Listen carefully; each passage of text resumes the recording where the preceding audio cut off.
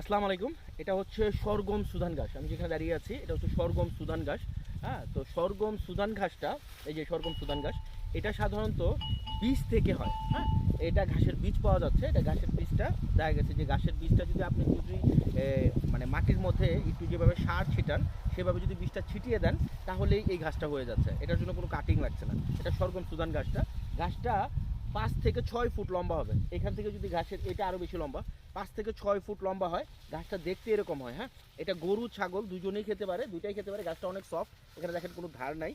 আর total এই ঘাসটা যখন আপনি কাটবেন, এই ঘাসটা হাতের 4 আঙ্গুল উপর থেকে কাটবেন। উপর থেকে কাটার পর দেখা গেছে এই ঘাসটা 15 দিন পরে আবার গজাবে। আর এই ঘাসটা এই পরিমাণ হতে সময় লাগছে 30 দিন। তো 30 দিনে প্রথম কাটার উপযুক্ত হয়ে যায়।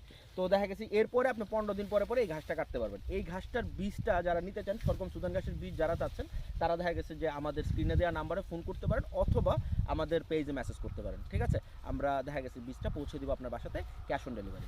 ভালো থাকবেন সবাই, আল্লাহ হাফেজ।